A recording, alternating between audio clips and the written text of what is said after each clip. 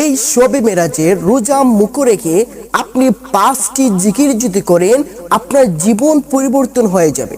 সম্মানিত সুপ্রিয় দ্বীনী ভাই বোনেরা, আপনি এই শবে মেরাজের রোজা মুখে রেখে যদি 5টি জিকির করতে পারেন, এই 5টি জিকিরের কারণে আপনার জীবন পরিবর্তন হবে এবং আপনার মনের আশা আকাঙ্ক্ষা পূরণ হয়ে যাবে।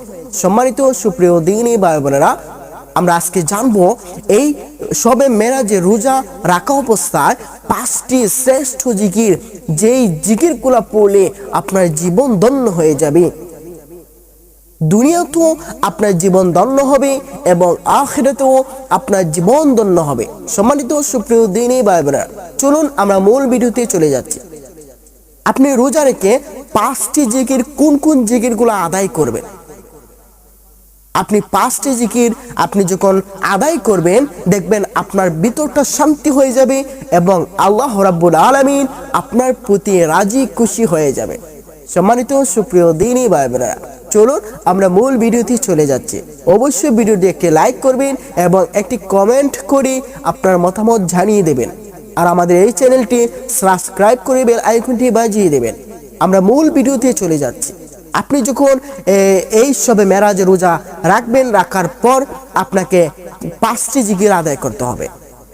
এই 5টি জিকির আদায় কিভাবে করবেন, কখন পড়বেন? 5টি জিকির আপনি যে কোনো সময় পড়বেন। সবচেয়ে উত্তম হচ্ছে আপনি 5 ওয়াক্ত নামাজের পরপর এটি আদায় করবেন। আপনি যখন ফজরে ফরজ নামাজ আদায় করবেন, ফরজ নামাজের পর আপনি এটি আদায় করবেন। আপনি যখন জোহরের ফরজ নামাজ আদায় করবেন, এই জোহরের ফরজ নামাজ আদায়ের পর এই 5টি জিকির আদায় করবেন। আপনি যদি আসর পড়েন, মাগরিব পড়েন, এশা পড়েন, এই ফরজ নামাজের পর আপনি 5টি জিকির আদায় করবেন। এই 5টি জিকির কি কি, চলুন আমি শিখিয়ে দিচ্ছি। 1 নম্বরে হচ্ছে আপনি যখন নামাজ আদায় শেষ হয়ে যাবে, ফরজ নামাজ, তখন আপনি জিকির করবেন 100 বার আল্লাহু আকবার। প্রথম নাম্বার, আপনি প্রথম নাম্বার 100 বার আল্লাহু আকবার জিকির করবেন। এরপর আপনি আলহামদুলিল্লাহ 100 বার আদায় করবেন। সম্মানিত সুপ্রিয় দ্বীনী ভাই বোনেরা, আপনি যখন আল্লাহু আকবার 100 বার আদায় করবেন, আপনার এত পরিমাণ বরকত হবে আপনি কল্পনাও করতে পারবেন না।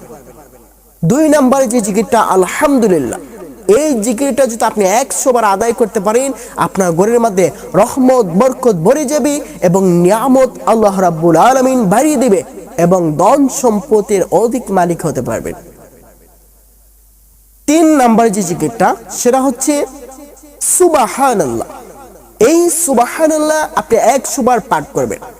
এই সুবহানাল্লাহ যদি 100 বার পাঠ করেন, আপনার জীবন পরিবর্তন হয়ে যাবে। আল্লাহ রাব্বুল আলামিন আপনার আশাকে পূরণ করবেন।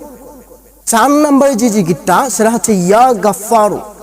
আপনি এই ইয়া গাফফারু নামে জিকির যদি আপনি করেন, আপনার জীবন পরিবর্তন হবে।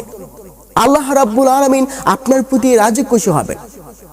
এবং 5 নম্বরে শেষ যে 5 নম্বরের যে জিকিরটা অত্যন্ত শ্রেষ্ঠ জিকির। এই জিকিরের উপর কোনো জিকির নেই। এই জিকির আসমানেও বলা হয়েছে, জমিনেও বলা হয়েছে। এটি হচ্ছে শ্রেষ্ঠ জিকির। এই জিকিরের উপর কোনো তুলনাই হয় না। তো চলুন আমরা 5 নম্বরের জিকিরটা জেনে নেই।